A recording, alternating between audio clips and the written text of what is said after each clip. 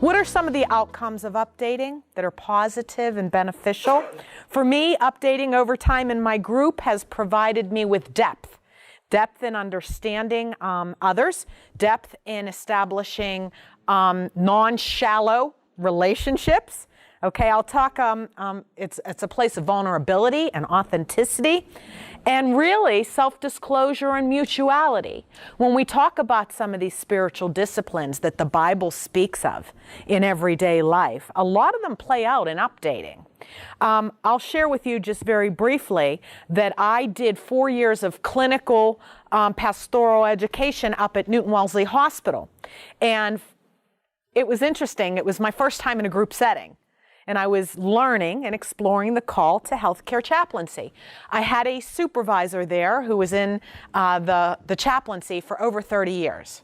And she was prepared to give me her whole toolkit as to how to be, discerning and how to do spiritual assessments and how to meet people in their point of need and learn how to walk that and discern that. But she sat me down after 3 months of my being in the group and she said to me, Loretta, you're going to have to make a decision. She says, you're going to have to decide if you're willing to open up and be vulnerable enough that you're going to go somewhere. Because you have a lot to offer. You're a great, wonderful, potential, pastoral caretaker. But if you do not open up and go a little deeper into the things that you're going through, your ministry is going to be an inch deep and maybe a mile wide.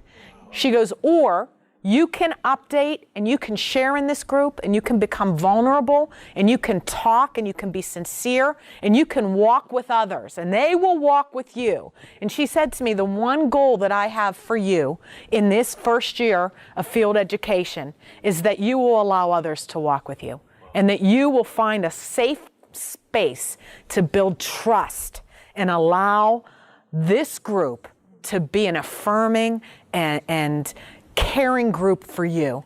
And it will teach you and sharpen you how to be affirming and caring to others. To me, that came through updating. It gave me safety. It really showed me how to open up and not walk alone. It's a time to vent, a time to share, a time to rejoice, a time to grieve. When we update and take inventory of what happened to our lives this week, we don't have to just overlook ourselves constantly. We can come into these groups as pastors and say, I count too. I have a life too. I've had things that they're bouncing off of me and impacting me too that matter. I don't have to just pour out. This is my space to receive love and care. And updating provides that forum.